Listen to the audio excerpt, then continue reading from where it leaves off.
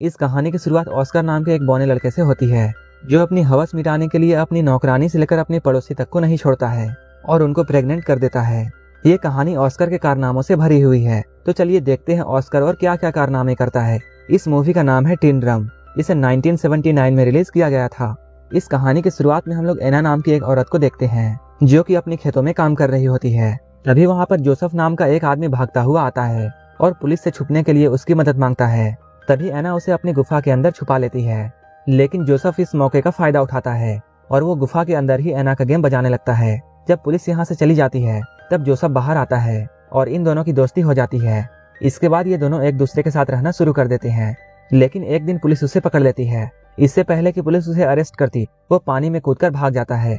Joseph के बारे में बहुत से बातें फेमस हो जाती है। कुछ लोगों का कहना है वो पानी में डूबकर मर गया, वहीं कुछ लोग ये कहते हैं वो वहाँ से भागकर अमेरिका आ गया और वो यहाँ आकर एक अमीर बिजनेसमैन बन गया और यहाँ आकर हे मूवी के चाहने वालों, हम आपके लिए लेकर आए हैं एक धमाका ऑफर। नेटफ्लिक्स और अमेजोन पर भारी भरकम छूट आपके सामने अभी प्लान लिखे हुए हैं। अगर आपको हमारे प्लान चाहिए तो दिए गए व्हाट्सएप नंबर पर कांटेक्ट करें। नेटफ्लिक्स और अमेजोन जैसे किसी भी प्लेटफॉर्म के लिए संपर्क करें। ऐश कर रहा है। वहीं दूसरी ओर हम लोग एना और उसकी बेटी एग्नेस को देखते हैं, जो कि बाजार में सामान बेचकर अपना गुजारा कर रहे हैं। एग्नेस अपने कजन जैन से प्यार करती थी, जो कि एक पुलिस पोस्ट ऑफिस में काम करता है। इसके अलावा एना अल्फ्रेड से भी प्यार करती थी, जो कि एक जर्मन शेफ था। उन तीनों के घपाघप कार्यक्रम से ऑस्कर नाम का एक बच्चा पैदा होता है। ऑस्कर पैदा होने के बाद रोता ही रहता है और वो चुप ही नहीं होता है। जब उसकी मॉम उससे ये कहती है उसके 3 साल होने के बाद वो उसे एक टिन ड्रम देगी, इसके बाद वो रोना बंद करता है। अपने 3 साल होने के बाद जब ऑस्कर ने अपने जन्मदिन में लोगों को शराब पीते हुए और कुत्ता डांस करते हुए देखा, तब वो डिसाइड करता है कि वो कभी बड़ा ही नहीं होगा और अपने इसी काम को पूरा करने के लिए वो सीढ़ियों से कूद जाता है। इसके बाद से ही अब ऑस्कर हमेशा के लिए 3 साल का ही रह जाता है। वो हमेशा अपने ड्रम को अपने साथ रखता है और जब भी कोई उससे उसकी टूटी हुई ड्रम लेने की कोशिश करता है, वो इतना जोर से चिल्लाता है कि वो अपनी आवाज से कांच को भी तोड़ देता है। धीरे धीरे टाइम गुजरता जाता है। अब ऑस्कर 6 साल का हो चुका है। ऑस्कर ना ही बड़ा हो रहा था और ना ही वो अपने टूटे हुए ड्रम को अपने से अलग करता था, और जब भी कोई उससे उसकी ड्रम को छीनने की कोशिश करता तब वो अपनी आवाज से कांच तोड़ देता था। ऑस्कर के इस पावर को देखकर सारे डॉक्टर हैरान थे, लेकिन उसकी मॉम और उसके परिवार को ये जानना था कि ऑस्कर क्यों बड़ा नहीं हो रहा है। हम लोग देखते हैं एग्नेस हर थर्सडे को ऑस्कर के साथ शहर जाती थी और वो ऑस्कर को एक दुकान पर छोड़ देती थी। इसके बाद वो जैन के पास जाती थी और वहां जाकर वो जैन के साथ भयंकर घपाघप करती थी।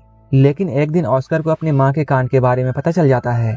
ऐसा करते हुए कई साल बीत जाते हैं और अब ऑस्कर 12 साल का हो चुका है। एक दिन ऑस्कर अपने मॉम डैड के साथ सर्कस देखने के लिए जाता है, जहाँ वो कुछ बौने लोगों को परफॉर्म करते हुए देखता है।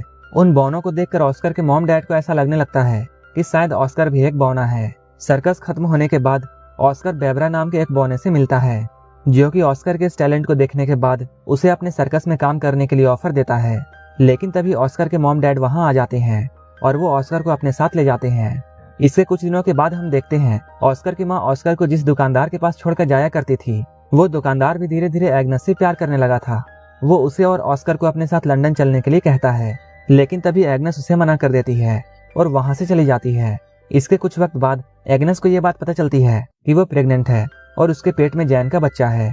इस बात से एग्नेस बहुत परेशान हो जाती है और अपनी टेंशन की वजह से वो बहुत सारी मछलियां खा जाती है, जो कि उसे खाना बिल्कुल पसंद नहीं था। वहीं उसके पति अल्फ्रेड को इस बात से कोई भी फर्क नहीं पड़ता है कि एग्नेस के पेट में किसका बच्चा है, और वो एग्नेस को सिर्फ खुश देखना चाहता था। लेकिन ऑस्कर के पैदा होने के बाद एग्नेस को कभी भी खुशी नहीं हुई, इसलिए वो अपने इस बच्चे को पैदा करना नहीं चाहती है और बहुत ज्यादा मछलियां खाने की वजह से उसे फूड पॉइजनिंग हो जाती है और उसकी मौत हो जाती है।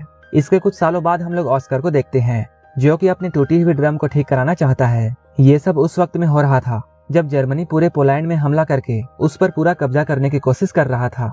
वहीं पोस्ट ऑफिस में भी पुलिस लोग जर्मनियों पर हमला करने की तैयारी कर रहे थे। तभी अचानक जर्मन्स का उन पर हमला हो जाता है। इस हमले में बहुत से लोग मारे जाते हैं, जिनमें से एक जैन भी था। ऑस्कर इस हमले से किसी तरह बच जाता है और वो यहाँ से भाग जाता है। इसके कुछ दिनों बाद हम लोग देखते हैं अल्फ्रेड एक 16 साल की लड़की जिसका नाम मारिया है, उसे अपने दुकान में काम करने के लिए रखता है। मारिया दुकान के साथ साथ ऑस्कर का भी ध्यान रखती थी। धीरे धीरे ऑस्कर को मारिया से प्यार होने लगता है। ऑस्कर की उम्र भी मारिया जितनी ही थी, लेकिन मारिया को इस बात पर यकीन नहीं था और वो ऑस्कर को अभी भी बच्चा मानती थी। जब एक रात अल्फ्रेड किसी काम से शहर से बाहर जाता है, तब वो मारिया के बेड के पास जाता है और वो एक चूहे की तरह उसके कंबल में घुस जाता है और घपाघप करने लगता है। मारिया को भी ऐसा करने में अच्छा लगता है, इसलिए वो ऑस्कर को नहीं रोकती है। धीरे धीरे ऑस्कर उसके और भी करीब आने लगता है, लेकिन अचानक एक दिन उसे ये बात पता चलती है कि मारिया का अफेयर अल्फ्रेड के साथ चल रहा है और मारिया अल्फ्रेड से बहुत प्यार करती थी, लेकिन अल्फ्रेड सिर्फ उसका यूज कर रहा था।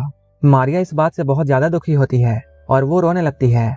इस मौके का फायदा उठाकर ऑस्कर उसके पास आता है और उसे संभालने की सोचता है, लेकिन मारिया को बहुत गुस्सा आता है और वो ऑस्कर को बौना कहकर उसके पिछवाड़े पर लात मारती है। कुछ महीनों बाद हम लोग ये देखते हैं कि मारिया अल्फ्रेड के बच्चे की मां बनने वाली थी और ऑस्कर उस बच्चे को मारना चाहता था, लेकिन मारिया ऐसा होने नहीं देती है। कुछ दिनों बाद मारिया एक लड़के को जन्म देती है। उस बच्चे को पाकर सभी लोग बहुत खुश होते हैं, लेकिन ऑस्कर ये सब देखकर बिल्कुल भी खुश नहीं था, क्योंकि उसे ऐसा लगता था जैसे वो बच्चा उसी का है। वहीं दूसरी ओर हम लोग ऑस्कर के दोस्त बैबरा को देखते हैं, जो कि वर्ल्ड वॉर 2 के दौरान नाजी आर्मी में एक बड़ी पोस्ट पर काम कर रहा था। फिर एक दिन वो ऑस्कर को भी अपनी टीम में आने के लिए बोलता है। ये लोग पेरिस में एक परफॉर्मेंस करने वाले थे। ऑस्कर इन लोगों के साथ मिलकर सारे लोगों को अपना टैलेंट दिखाता है। उनके साथ काम करते हुए उसे अपनी टीम की एक लड़की जिसका नाम रोज बीता है, उससे प्यार हो जाता है। अब कई दिन ऐसे बीत जाते हैं। अब ऑस्कर अपने बौने दोस्तों के साथ बहुत खुश था और वो अपनी जिंदगी अपने हिसाब से जी रहा था और वो जब चाहे जैसा कर सकता था। लेकिन एक दिन अचानक अमेरिकन का वहां हमला हो जाता है। ऑस्कर की गर्लफ्रेंड रोजबीता इस हमले में मारी जाती है। उस हादसे के बाद ऑस्कर अपने घर वापस आ जाता है। यहाँ आकर वो मारिया के 3 साल के बेटे को एक वैसा ही ड्रम गिफ्ट करता है जैसा कि उसे अपने 3 साल की उम्र में मिला था। लेकिन मारिया ऑस्कर के यहाँ आने से बिल्कुल भी खुश नहीं थी, लेकिन अल्फ्रेड अपने बेटे के यहाँ आने से बहुत खुश था। अल्फ्रेड अपने बेटे को उन लोगों से छुपा कर रखता है जो कि ऑस्कर को हॉस्पिटल ले जाकर उसका इलाज करना चाहते थे, क्योंकि अल्फ्रेड को ऐसा कभी नहीं लगता था कि ऑस्कर आम लोगों से अलग है। शहर की हालत धीरे धीरे बिगड़ने लगती है। इसके बाद डर के मारे अल्फ्रेड अपने पड़ोसी लीना और अपने बेटे ऑस्कर को बेसमेंट में छुपा कर रखता है। इसके साथ अल्फ्रेड को अपने नाजी होने की बात भी छुपानी पड़ती थी, लेकिन अचानक एक दिन रशियन सिपाही उनके घर पर घुस जाते हैं और वो अल्फ्रेड के सामने ही लीना के साथ जबरदस्ती करने लगते हैं। वहीं अल्फ्रेड को नाजी सिपाही होने की बात छुपाने के लिए ऑस्कर उसे एक चिन्ह देता है जिस पर नाजी होने की बात लिखी हुई थी। तभी अल्फ्रेड उस चिन्ह को निगल लेता है, लेकिन वो चीज जाकर अल्फ्रेड के गले में फंस जाती है और उसकी मौत यहीं पर हो जाती है। अगली सुबह मारियस नाम का एक आदमी अल्फ्रेड की दुकान पर आता है और अब वो उस दुकान का नया मालिक था। दुकान को अपने कब्जे में करने के बाद मारियल अल्फ्रेड का फ्यूनरल कर देता है, क्योंकि उसने हाल ही में अपनी पत्नी और बच्चों को खोया था और वो जानता था किसी अपने को खोना कैसा लगता है।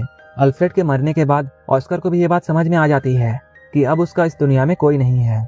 इसके बाद ऑस्कर फिर से ये डिसाइड करता है कि अब वो बड़ा होगा। इसके बाद ऑस्कर अपने ड्रम को भी अल्फ्रेड के साथ दफना देता है, लेकिन तभी कहीं से एक पत्थर आता है और वो सीधा जाकर ऑस्कर के सर पर लगता है, जिसकी वजह से ऑस्कर वहीं पर बेहोश हो जाता है। यहीं पर एक आदमी इन लोगों को बताता है कि ऑस्कर अब बड़ा होने लगा है। मूवी के लास्ट सीन में हम लोग ये देखते हैं एना को छोड़कर बाकी सारे लोग इस शहर को छोड़कर जा रहे हैं, जहां ऑस्कर को पता चलता है कि उसके चिल्लाने की शक्ति अब जा चुकी है। और लास्ट में एना वहीं पर रह जाती है जहां से इस कहानी की शुरुआत हुई थी और यहीं पर यह मूवी खत्म हो जाती है। अगर आपको ये मूवी अच्छी लगी हो तो एक लाइक जरूर कर देना।